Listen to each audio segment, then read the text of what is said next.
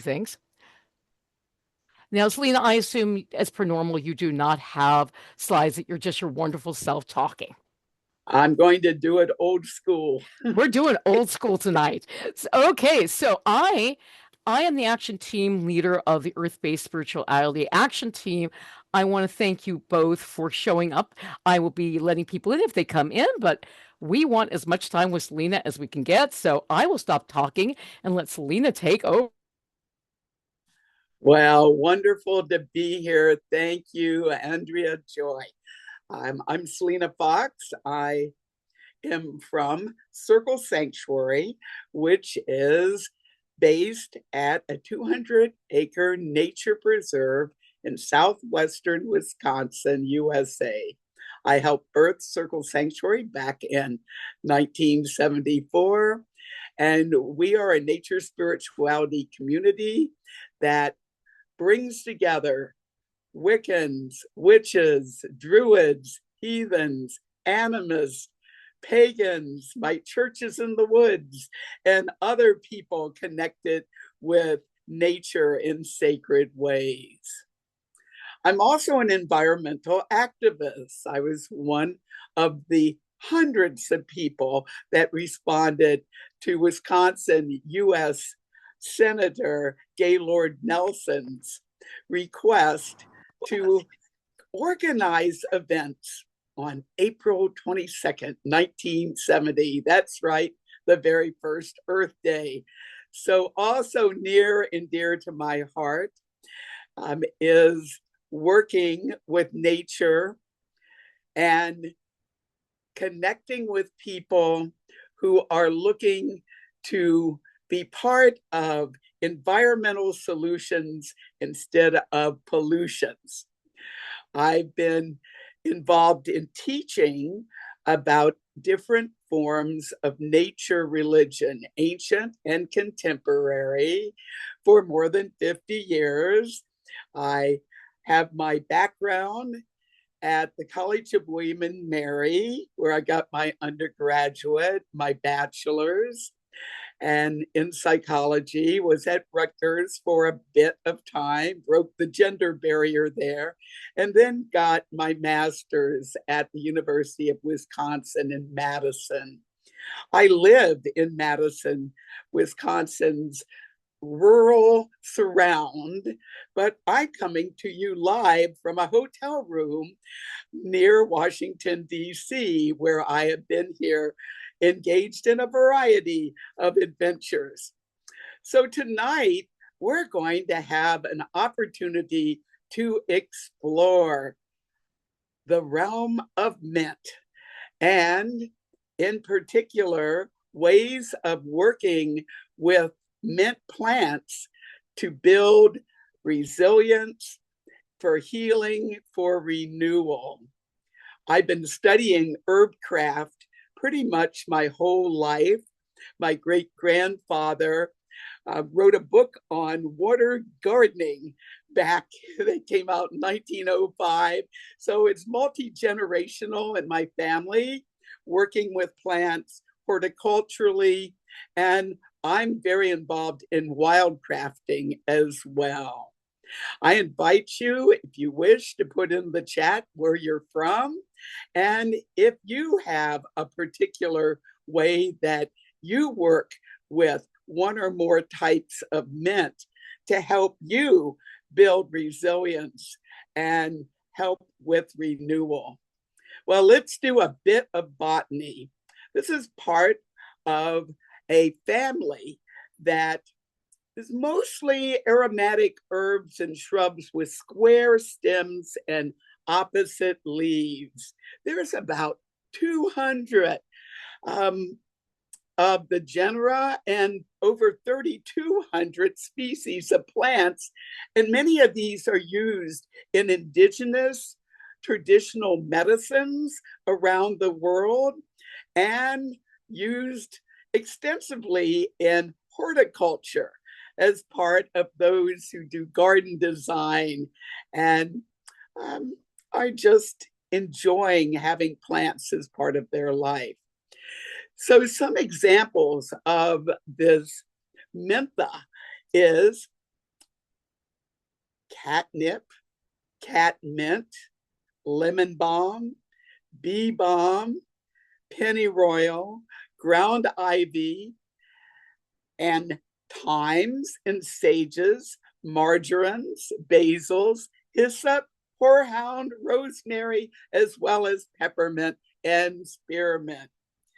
I have worked with many types of mints. I have a garden that I have in the front part of my house, and that's very convenient to go out and commune with the mints. And most of the herbs in that garden are mints.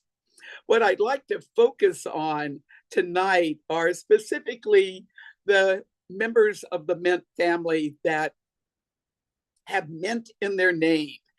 So peppermint, and many people will know that in connection with candy flavoring, but it is so much more.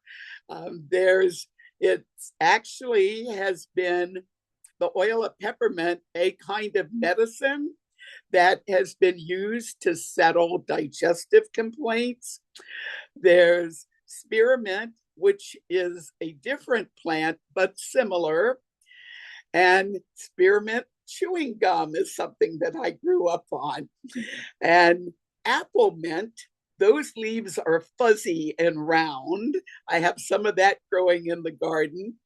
And there's other types of mint: orange mint, curled mint, wild mint, and water mint, pennyroyal. Bee balm, while it doesn't have mint in its common name, you have Minorita diedma, which is the red bee balm, and Minorita fistulosa, which is the purple bee balm or the wild bee balm, are also ones that I personally use to build resilience in my activist work. What are some of the ways to work with mint to enrich our lives, and what are some ways that we can attune to mint to hopefully better the lives of mint plants as well? They can be quite exuberant if you are growing them. They go by underground runners, many, especially the peppermint and spearmint and those. And with the bee balm, they have these wonderful flowers that are tasty, but that helps them proliferate. They self-seed.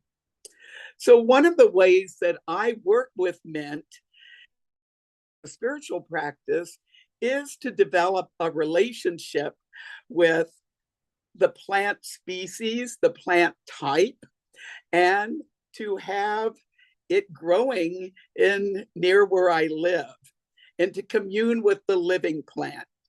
I also work with mint by doing harvesting and creating preparations. Having fresh mint, freshly harvested, and carrying a sprig of that with you, breathing in its wonderful aromas, can really help dispel stress and enhance energy. So one of the amazing things about different types of mint plants that I've worked with is that it can help energize oneself, but it also can help with balance, with mellowing one's out.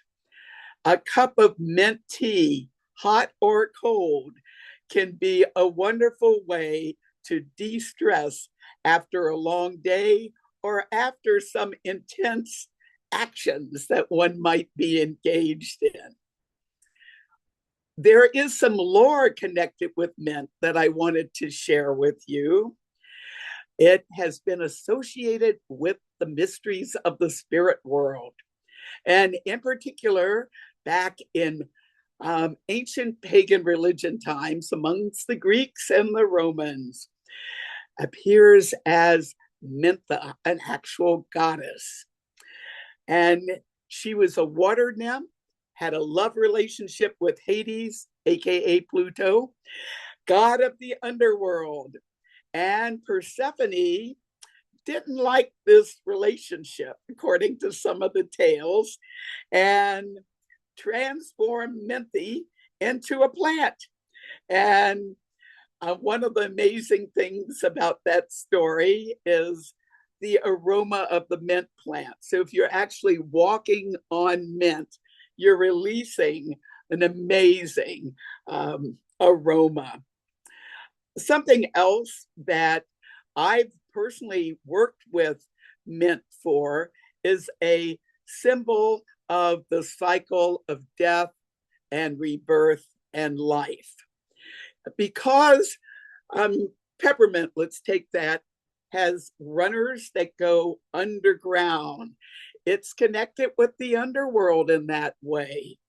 And it can be fairly easy to grow, or if you aren't in a place to actually grow it yourself, if you get some freshly cut mint plants, you can put them in water, they'll actually root, and you can keep mint plants growing for quite some time just in water. It's aromatic. You can use it in a culinary way, a medicinal way, a spiritual way.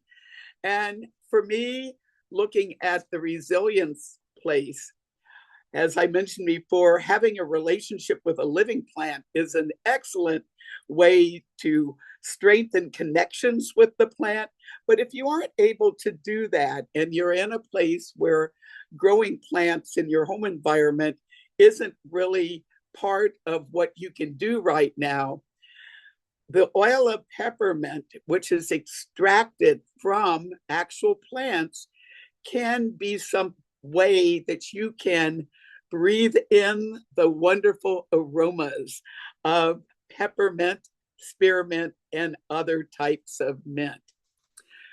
I find that if I'm going to be going out to a rally, or I'm going to go into a long Zoom talking about environmental challenges, I will commune with the mint, and often I will honor the mint, ask permission for its harvest. I do that as kind of a sacred process, and I clip a bit off and I'll take it with me and breathe it in before I actually go on and have to do a lot of negotiating and education and things.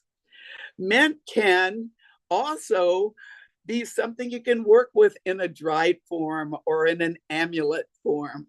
You can dry it by clipping and tying the twigs together and putting them outside of light and in a cool place where you preserve the plant's essence. And then just taking dried peppermint, or go to your local herb store and acquire some that way. Smushing the leaves and breathing in the aroma that way can also be fabulous. Another thing that you might consider doing is spending time meditating with a mint plant. Even if it's only 5 or 10 minutes, just be one with the plant, honor it, invite its essence to connect with you, and pay attention to what comes to you as you commune with the mint. I sometimes get inspired by just sitting in the garden, or in the case of wild bee balm, going out into a field, especially when it's in bloom. And part of the reason for suggesting this talk for July of 2026 is that it's blooming, not only in Wisconsin, but other parts of the USA and parts of the world right now. Another way that I have worked with mint plants for resilience is to actually eat the leaves and the flowers as part of salads. So a culinary piece, or making a little amulet bag of the dried leaves for relaxation and comfort, putting it under your pillow or near your bed, crunching it, taking a whiff. Activism work is so important, especially these days as climate change is continuing to be in the news. Pretty much how you get your news, you're likely to see climate emergencies and challenges on a daily basis. This summer, there's been quite a bit of coverage for something known as the heat dome. And there's been one in Europe and several in the part of the USA where I make my home. Well, I would like to invite you to consider making mint tea an infusion. So you bring the water up to a boil, you put dried or fresh plants in. After you turn off the heat, you stir it around, and yes, make a potion that will be a kind of relaxation and balancing tea for yourself. Now, you can drink it warm, but this being summertime, I would invite those of you who would like to experience the renewing and the resilience of it to consider straining it and then putting it in a jar and putting it in the refrigerator for a few hours, and then having a cool mint beverage. What I'd like to do now is open this up to see if there's any comments or questions or sharings. If you have used one or more type of mint plants as part of your own personal life, in particular, in connection with your way of being in the world and being part of environmental solutions instead of pollutions. I'd like to hear from you. I see Okay, Joe. wait a minute, before we do that, Yeah. I'm gonna stop the recording because this part is always those people that show up get an extra bonus time with Selena. So there we Okay. go. Okay. I'm gonna Thank you. stop the recording.